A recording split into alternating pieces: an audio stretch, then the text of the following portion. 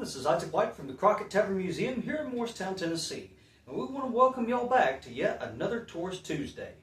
Now, of course, over the weekend, we hope each and every one of you out there had a safe and happy Independence Day.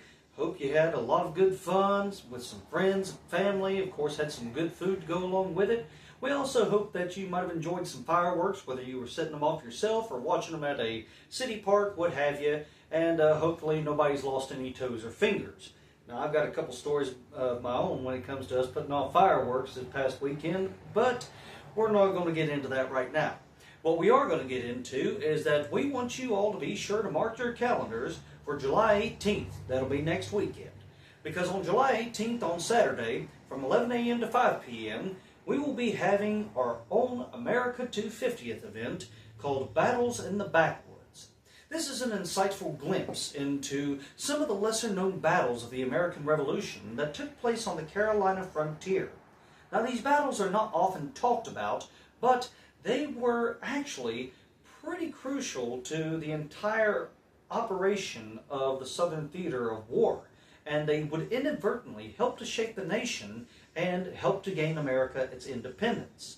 Of course, we'll be having some wonderful presenters and some important guest speakers. We'll also have some demonstrations along the way, including, but not limited to, blacksmithing by our good friend James Graves. But we're also going to be having a good friend of ours, Thomas Miller, coming on out, who is going to be showing people who want to join on in how the British trained with their Brown Bess muskets, and also what life was like for a typical soldier of that time period in the Royal military. We'll also have a good friend of mine, Steve Ricker, coming on out. He is a member of the Over Mountain Victory Trail Association, and he did one for us last year, a little presentation about the Battle of Kings Mountain. However, this year he's going to be doing one on the Battle of King Creek, but I'm not going to give too much away. You'll have to come on out there and listen to him, and I would highly recommend you do, because Steve, he's a pro at what he does. Trust me when I say that. But again, we're going to have a lot of wonderful presentations, demonstrations, and we're also going to be shooting off what I like to call the original fireworks, and that is, of course, our flintlock rifles. And we'll have two of those demonstrations throughout the day, weather permitting, and this, of course, is, like all of our other events, a rain or shine event.